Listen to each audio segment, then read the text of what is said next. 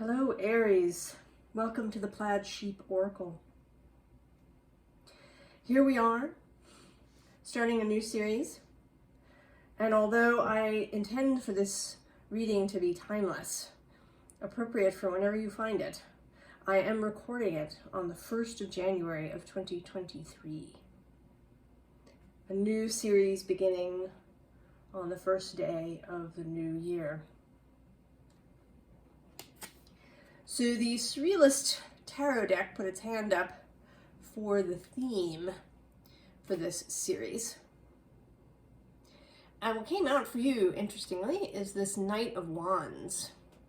And he doesn't really look sort of like a classic Knight of Wands. The colors are all blue and green and sort of watery. The guidebook for this deck isn't small, but a phrase in it for this card stuck out to me, which was life as an art.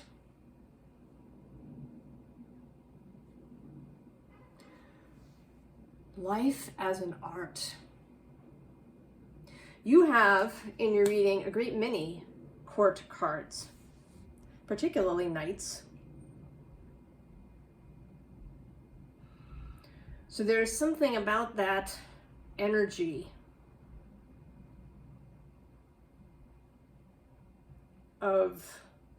of the court cards, in particular this. Right, there's the page who delivers the message, the knight who takes the message and rides off with it, then the queen who either sends the message or is the one who receives the message from the knight. And then the king, who is kind of the synthesis, right? The final place where the message comes to rest and is seen fully and completely.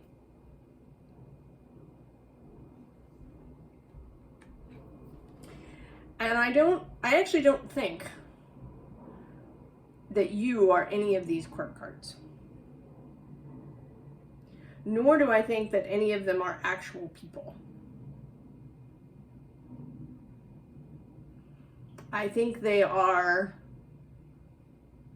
suggestions and messengers.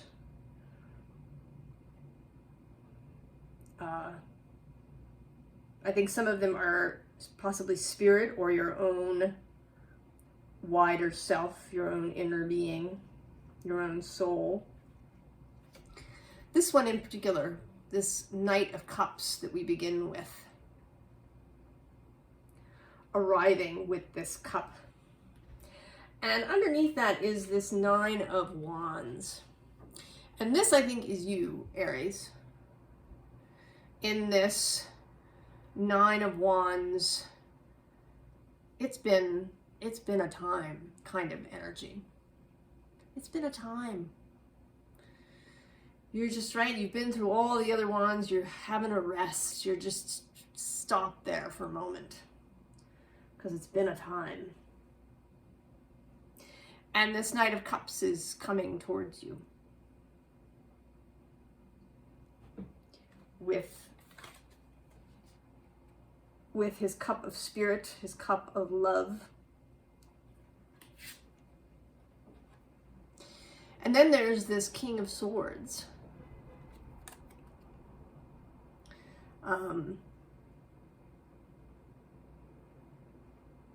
He always strikes me as a very sort of creative King of Swords, right? I mean, he's fishing here, apparently. Spear fishing. So there is, right, there's that connection to Aquarius, the combination of air and water.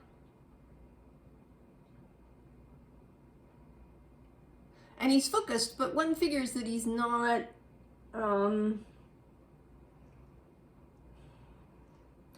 tense, right? And he's focused, but relaxed about, right, what he's doing. He's clear on what it is that he's doing, and so he can act with purpose.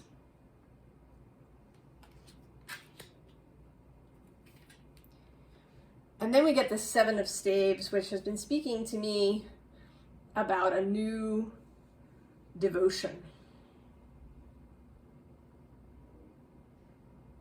And it's interesting too, this card, I happened to be watching last night a program that had some information about something that's called the Bimini Road.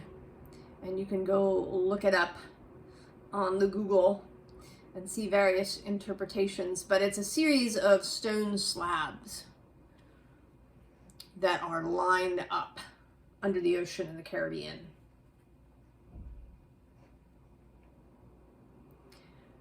And there are various theories. There is a theory that they were placed there at some time when the ocean was farther away, when water levels were lower.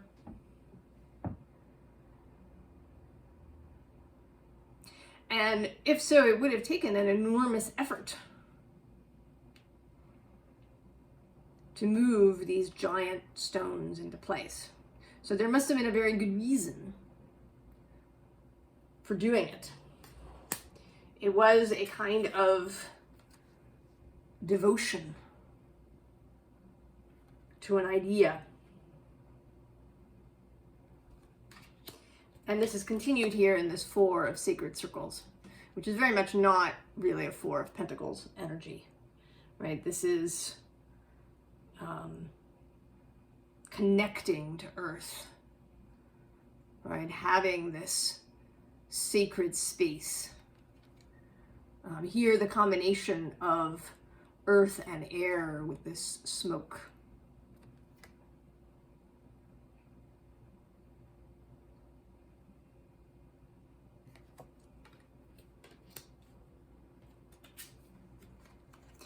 And then we get the King of Cups, who I think is a suggestion.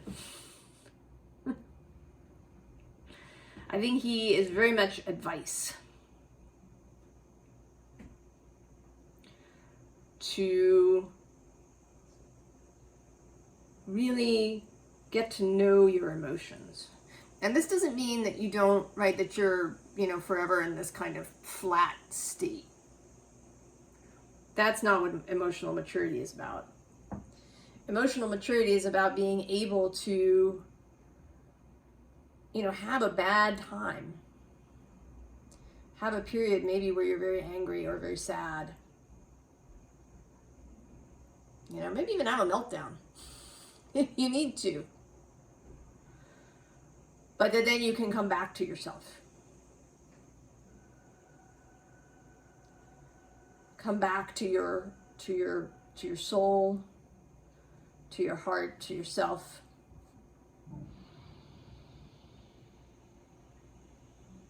Right? To really, to have compassion for yourself in those moments when you have the meltdown, when things have been going in that Nine of Wands way, when you've had a time.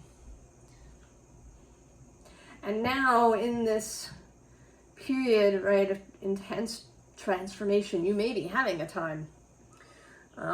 Chiron is passing through Aries. And that is, that's intense. Especially if you're somebody born between 1969 and 1976-ish, when Chiron was in Aries.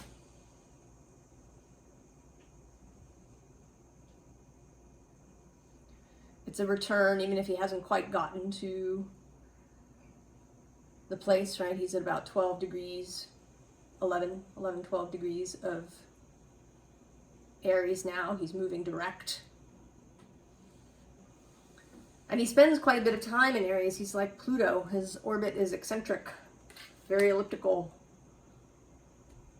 He spends a lot more time in Aries than he does in other signs.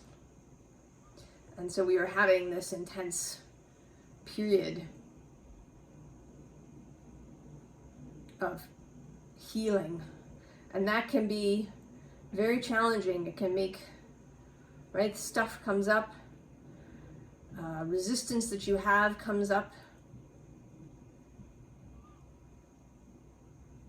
And you have to work through it. And that King of Cups energy to come back to.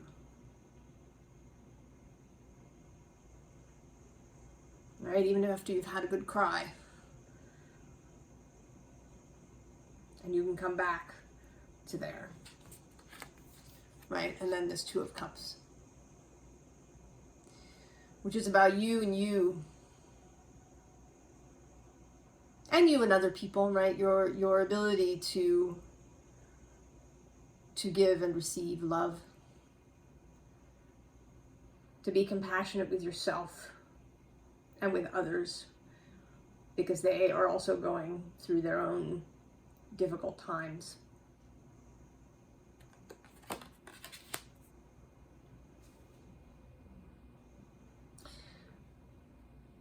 So now we have, right, what the aims of this. I was a different person then. Right? Here she is, setting off in her red dress.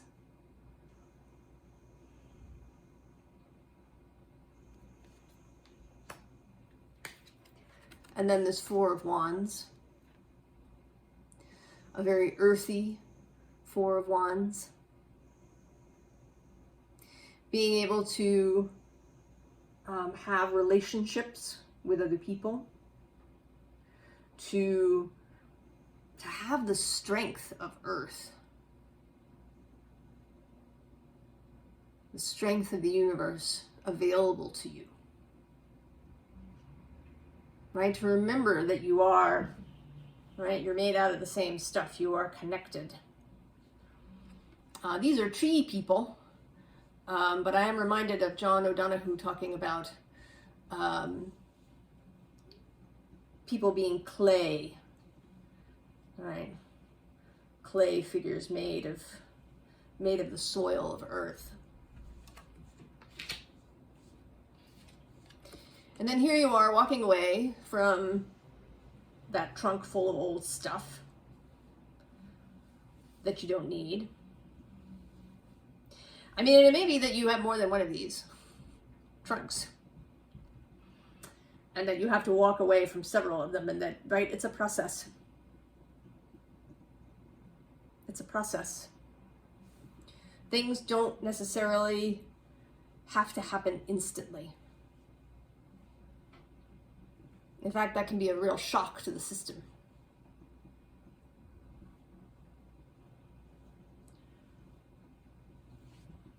So things can happen as a process. And then this Page of Pentacles, the eternal student, seeking new information, new experiences, new relationships, new ways of moving through the world. And there was 1313 there on the timer. Joined up with this Dryad of renewal.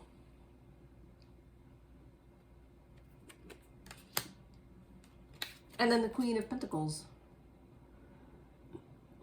Right? Finding internal solidity, internal strength, internal fertility. Seeing all of your wealth around you in all of its forms. Right? Including the tiny little bunnies in the bottom there.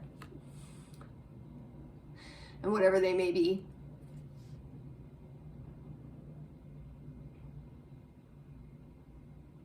And I'm reminded here, she has this pentacle over her head with two horns, but that is actually similar to Hathor's headdress in many images of Hathor in Egyptian iconography. Right, Hathor was, right, seen as the great sky cow who brought nourishment. This is kind of a witchy pentacle version of her.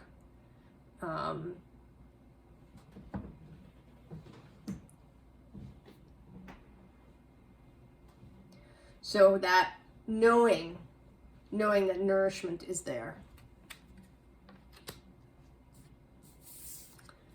And then this Kindred card, which is both, right, about flying over, right, having a bird's eye view of things, as well as about finding your flock. So this is the aim of living, right, living your life as an art.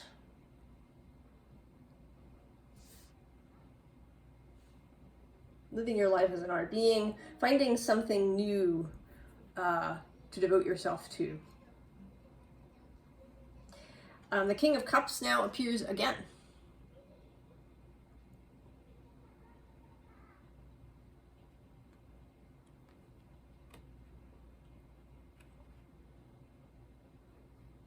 Yeah, again, a reminder, right? You might have forgotten. And underneath him is the Fool, which I think of as an Aries card. So, right, keeping your heart in mind as you make choices, as you set off on this new road. What sort of art piece is your life going to be?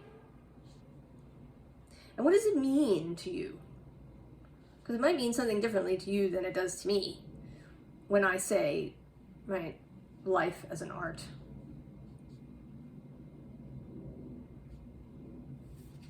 And then the Magician, right? The ultimate as above, so below, as within, so without, manifestation, creation.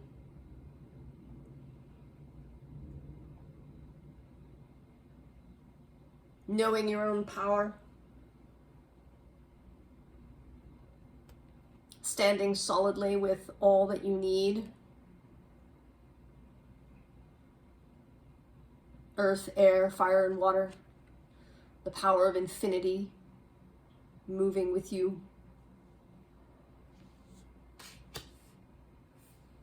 And then we get two knights. Again, the Knight of Cups and the Knight of Pentacles.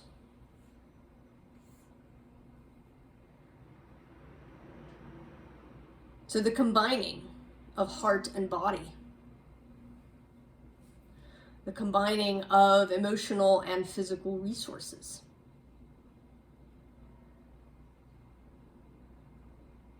Right? This guy's got his pentacle and he's kind of waiting, right, for the emotional impetus to use his pentacle.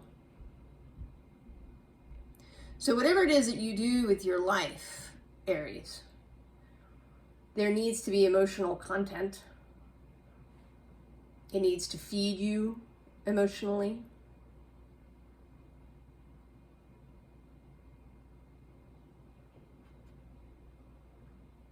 Right? He's here in the rain that is filling his cup.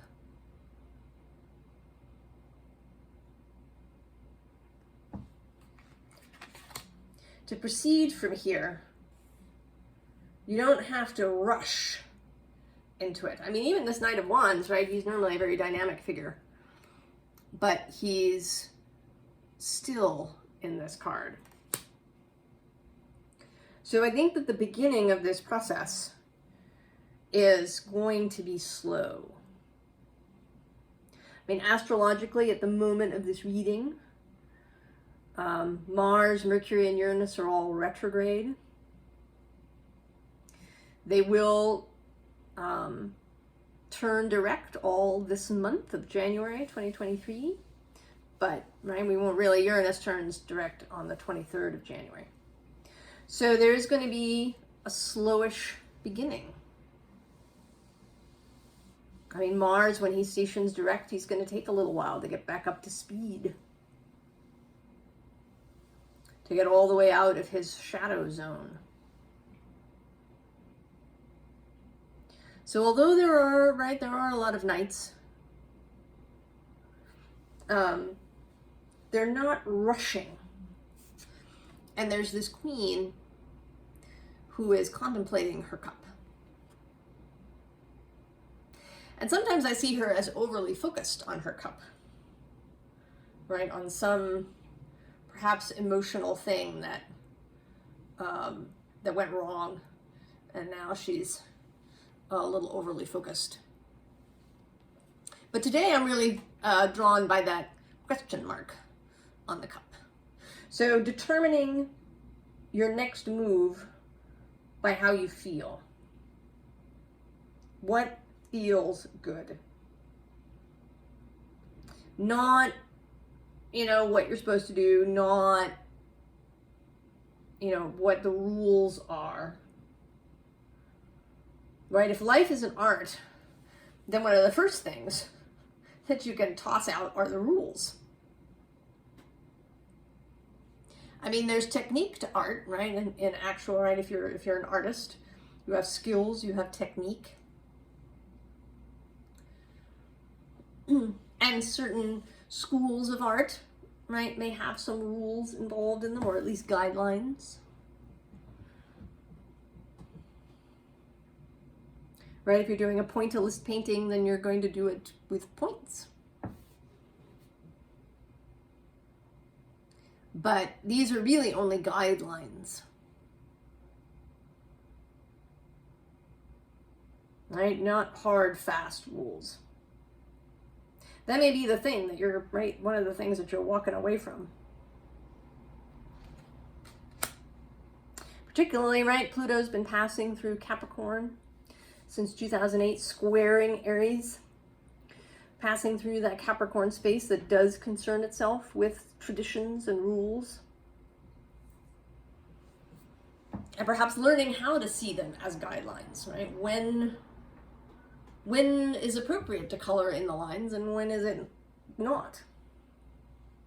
How does it feel? Because sometimes, right, the rule might feel really good and you're going to go with it.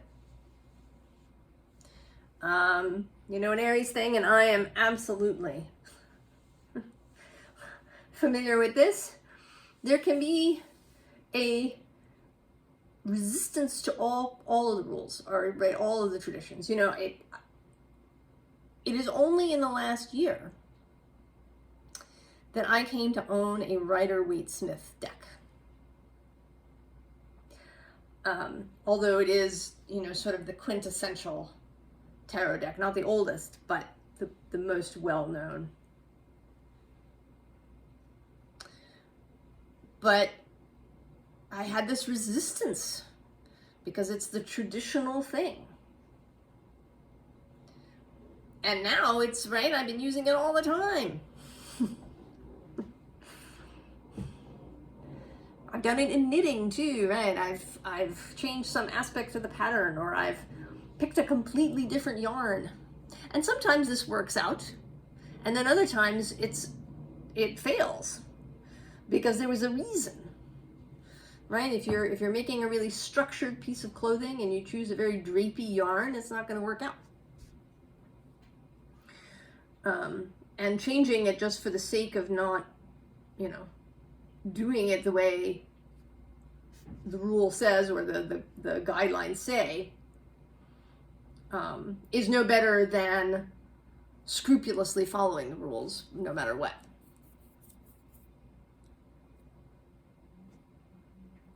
So, in these last, oops, I forgot the Knight of Swords. I almost skipped right over him. He's almost the last knight. There's going to be one more.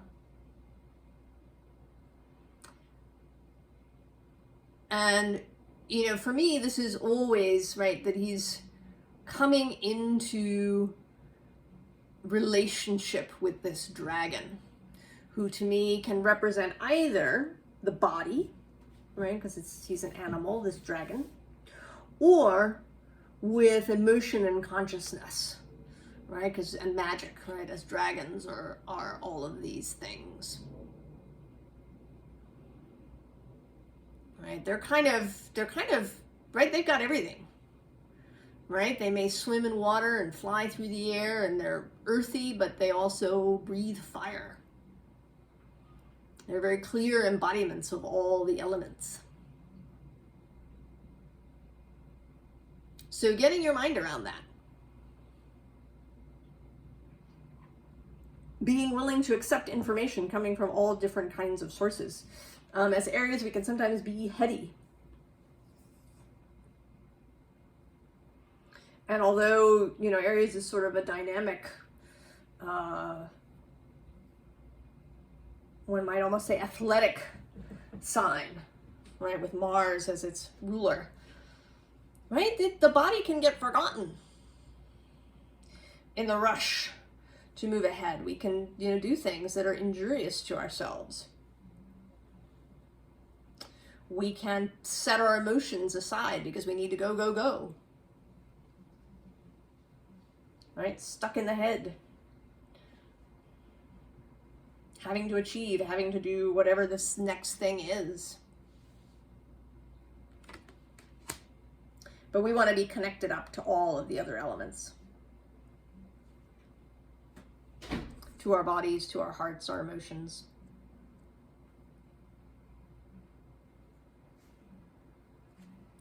And so here is the hearth fire. Celebration. Relationship with others. Receiving information from all different kinds of sources. Gathering around the fire and staying there. Not rushing off to the next thing. But really enjoying, savoring the moments of life, right? Life is an art to be savored, created and then savored. And actually this 3 of Stones creativity card is right underneath. Right? Connecting up. And then there's this combination of the Ace of Stones and this 6 of arrows. And I actually, even though the Ace of Stones comes first, I sort of feel like there's one at either end, right? That there's this foundation stone here at the front of the journey, right? Where you set off, where your boat was moored. And then that there's a different one, another marker that you come to on the other side.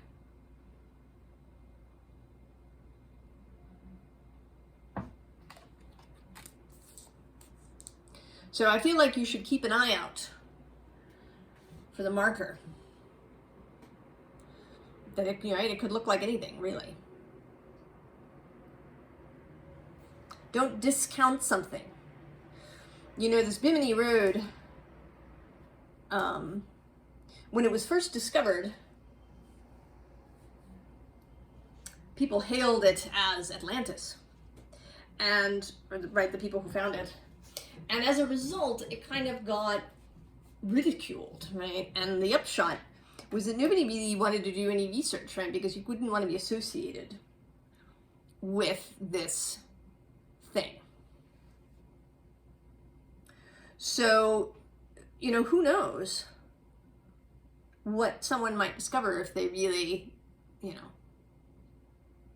did some very serious research and exploration of the area, right? If they got themselves a grant and really went, who knows what we might learn.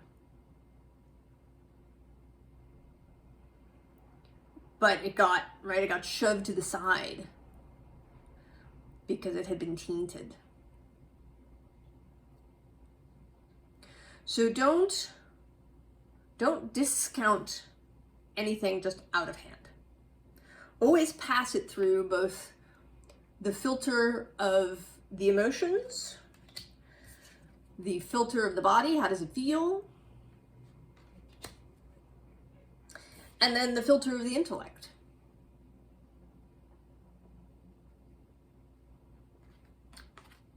Right? Of clarity of seeing. Keep your own counsel, Aries. Right? But don't wall yourself off.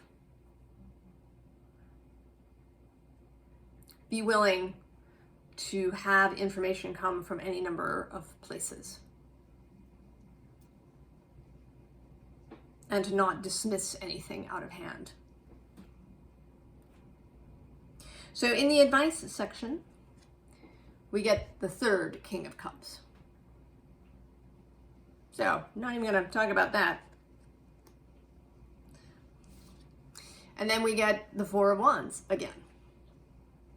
Stability. And happiness. And, right, this is also a bit of a savoring card, right? These people are having a celebration. They're going to get together. They're going to have a good time.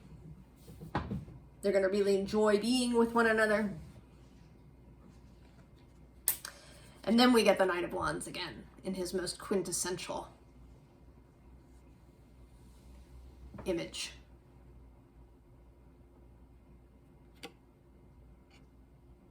And he's accompanied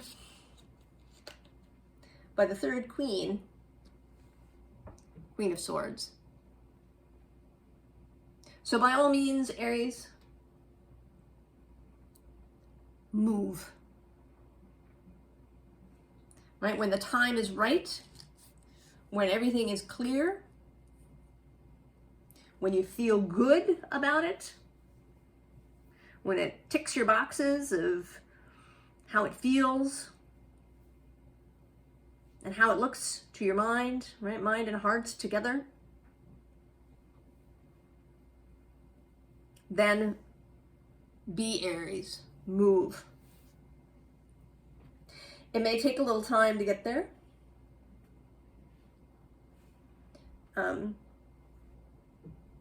At the moment, there is more of a feeling of slowness happening here, right? Of process.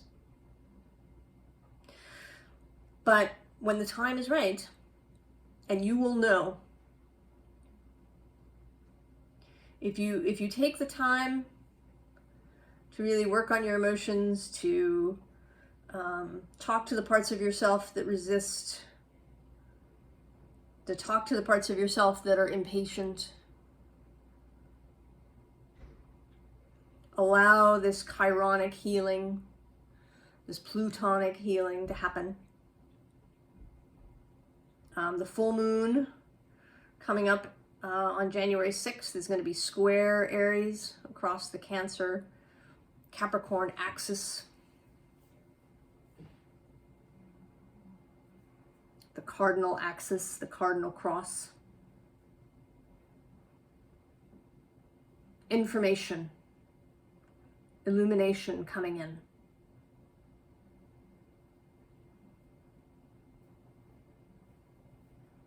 Right, the Cancer moon of heart lit up by Capricorn.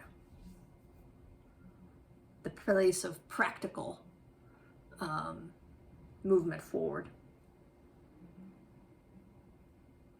The place where Mars is exalted.